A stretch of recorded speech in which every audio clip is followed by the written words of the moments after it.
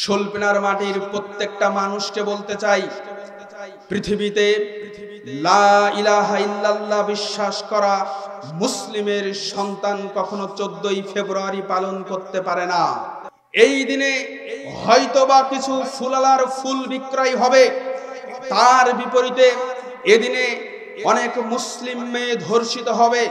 এদিনে অনেক বোকাটি লুচ্চা ছেলেরা তাদের কুপ্রবৃত্তিকে চরিতার্থ করবে।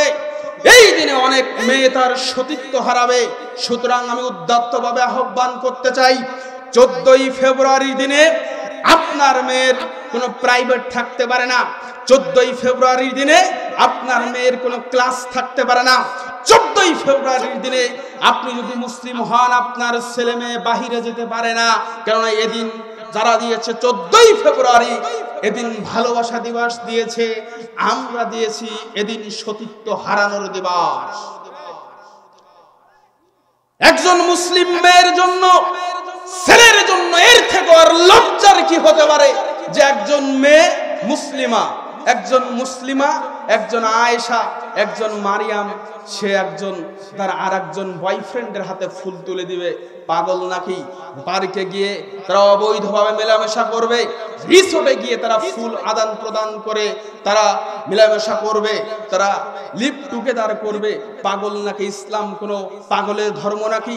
রাসূল সাল্লাল্লাহু আলাইহি ওয়াসাল্লাম বলেছেন, পৃথিবীর মানুষ ইন্না লিকুল্লি দীনিন খুলুকা, প্রত্যেকটি ধর্মের একটি স্বভাব রয়েছে, প্রত্যেকটি ধর্মের একটি স্বভাব রয়েছে।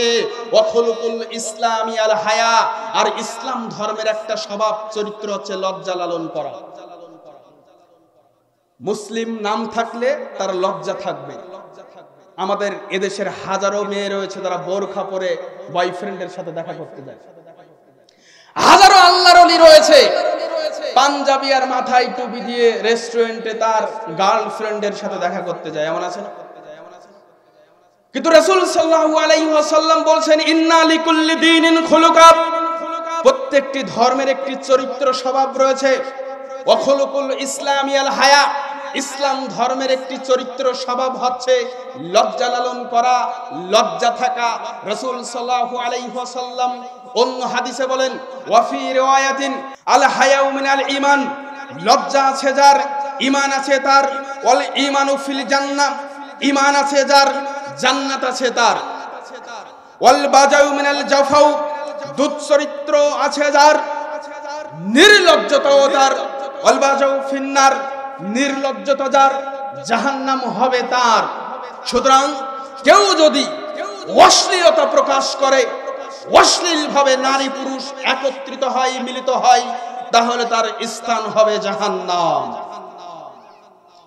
রাসূল সাল্লাল্লাহু আলাইহি ওয়াসাল্লাম বলছেন, পৃথিবীর মানুষ মা তারাকতু বাদি ফিতনাতান হিয়া আদাররু আলার রিজালি মিনান নিসা, পৃথিবীর মানুষ তোমরা শোনো, আমি মুহাম্মদ সাল্লাল্লাহু আলাইহি ওয়াসাল্লাম আমার মৃত্যুর পরে আমি একজন পুরুষের জন্য নারীর থেকেও কোনো ফিতনার জিনিস আমি আমার চোখে দেখি না। সুতরাং শোলপিনার মাটিতে এই মানুষেরা, আপনারা আজকে এক বাক্যে বলুন তো, রাসূল সাল্লাল্লাহু আলাইহি ওয়াসাল্লামের মৃত্যুর পরে আপনার আমার জন্য সবথেকে ভয়াবহ ফিতনা কি? নারী, বেগানা নারী। যেই নারী আপনার জন্য বৈধ নয়, এই নারী আপনার জন্য ফিতনা, এই নারী আপনার জন্য ফিতনা। সুতরাং কখনোই 14ই ফেব্রুয়ারির এর অজুহাত দিয়ে, 14ই ফেব্রুয়ারি ভালোবাসার উপর দিয়ে কোনো অবৈধ নারী এবং পুরুষ একত্রিত হতে, মিলিত হতে পারে না। মুহাম্মদ সাল্লাল্লাহু আলাইহি ওয়াসাল্লাম বলছেন, দুনিয়ার মধ্যে কোন মানুষের মধ্যে যদি দুটি গুণ থাকে, তাহলে আল্লাহ সুবহানাহু ওয়া তাআলা ওই ব্যক্তিকে সবথেকে বেশি পছন্দ করেন। এক, আল হিলমু, বিবেক, সুস্থ বিবেক। ওয়াল হায়াউ, লজ্জা করা, লজ্জা লালন করা। কোন ব্যক্তি যদি বিবেক দিয়ে চলে, বিবেক দিয়ে কথা বলে, বিবেক দিয়ে চিন্তা ভাবনা করে, আল্লাহ তাকে পছন্দ করেন। পৃথিবীর মধ্যে কোন ব্যক্তি যদি লজ্জা লালন করে, লজ্জা করে চলে, নিজের ভিতরে শালীনতা বজায় রেখে চলে, তাহলে আল্লাহ বলছেন আমি আল্লাহ তাকে পছন্দ করি। সুবহানাল্লাহ।